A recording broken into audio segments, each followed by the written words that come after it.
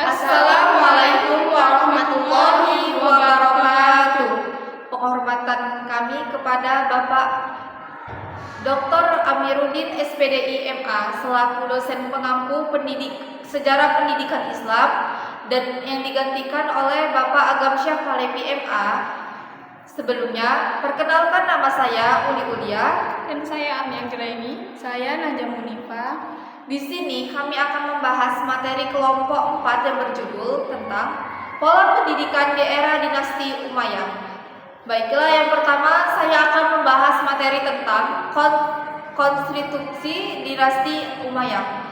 Nama dinasti Umayyah dinisbatkan kepada Umayyah bin Abdul Syams sebagai keturunan Abdul Manaf. Ia adalah tokoh penting di tengah Quraisy pada masa jahiliyah. Muawiyah adalah pendiri dinasti Umayyah. Ia merupakan putra dari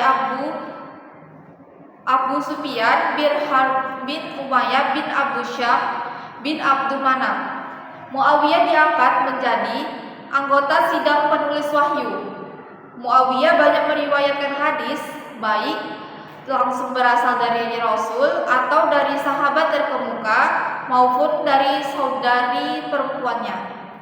Muawiyah dikenal sebagai seorang pemimpin yang berkepribadian kuat, jujur, dan juga ahli dalam bidang politik.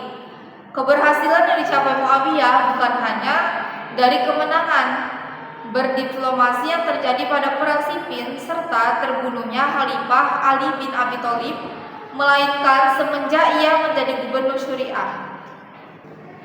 Dinasti Umayyah merupakan pemerintahan klasik Islam yang berkuasa antara tahun 661 hingga 750 Masehi. Pada masa ini, seni bangunan atau arsitektur memiliki peran penting dalam pembangunan bangunan sipil seperti kota-kota dan masjid-masjid. Pada masa kejayaan Bani Umayyah terjadi perbaikan dan pembangunan jalan raya serta pembangunan rumah sakit. Al-Walid bin Abdul Malik, Khalifah Umayyah, sangat memperhatikan rute menuju Yaman dan meningkatkan efektivitas pemerintah. Sang Khalifah juga meningkatkan ketenangan, stabilitas, keamanan, dan ekonomi pembangunan bagi rakyatnya. Selanjutnya akan dibahas oleh teman saya. Baik, selanjutnya ialah kemajuan yang dapat dicapai di era dinasti Umayyah. Di era dinasti Umayyah merupakan masa kemajuan yang sangat besar dalam peradaban Islam. Ada beberapa kemajuan yang dapat dicapai pada masa dinasti Umayyah, yaitu yang pertama, pengembangan bahasa Arab. Kedua, berdirinya kota pusat. Yang ketiga, pengembangan ilmu pengetahuan. Keempat, pembangunan arsitektur. Kelima, pembangunan politik. Yang keenam, pengembangan kebudayaan. Yang ketujuh, pengembangan ekonomi. Pembangunan pendidikan dinasti Umayyah menjadi pusat pengembangan pendidikan yang merupakan dasar untuk membangun peradaban Islam pada masa ini. Terjadi pengembangan pendidikan seperti ilmu pengetahuan Islam, dan ilmu pengetahuan Taurat. Dinasti Umayyah menjadi masa kemajuan yang sangat besar dalam peradaban Islam yang mempengaruhi pengembangan politik, ilmu pengetahuan, arsitektur, kebudayaan, ekonomi, dan pendidikan. Selanjutnya itu adalah kemajuan yang dapat dicapai pada pola pendidikan di era dinasti Umayyah.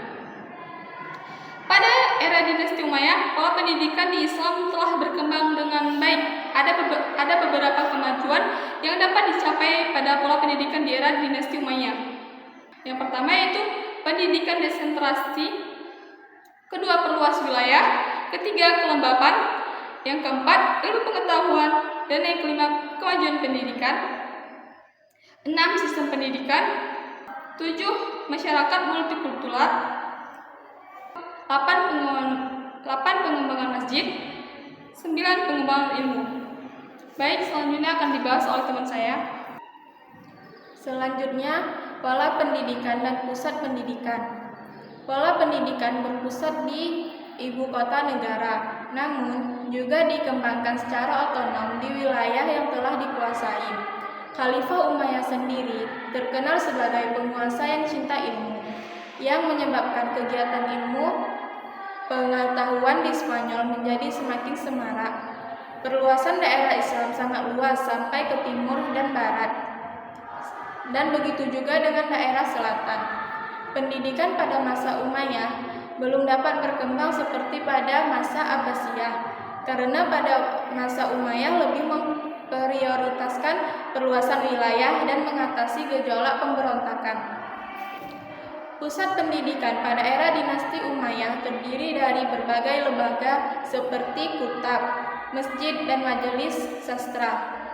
Kutab merupakan sebuah lembaga pendidikan yang diperuntukkan bagi anak-anak yang ingin belajar materi membaca dan menulis Al-Quran. Majelis sebagai pusat, masjid sebagai pusat ibadah juga menjadi sumber ilmu untuk masyarakat, di mana para ulama dan guru-guru agama mengajar dan mengulas tentang tafsir, hadis, fikih, sastra, sejarah, teologi, syair, dan lain-lain dengan menggunakan metode debat. Baik, dari kami tidak ada kritik untuk makalah di kelompok 4, karena menurut kami di kelompok 4 itu pembahasannya sudah bagus dan jelas dan mudah dipahami. Sekian dari kami, lebih dan kurang kami mohon maaf. Assalamualaikum warahmatullahi wabarakatuh.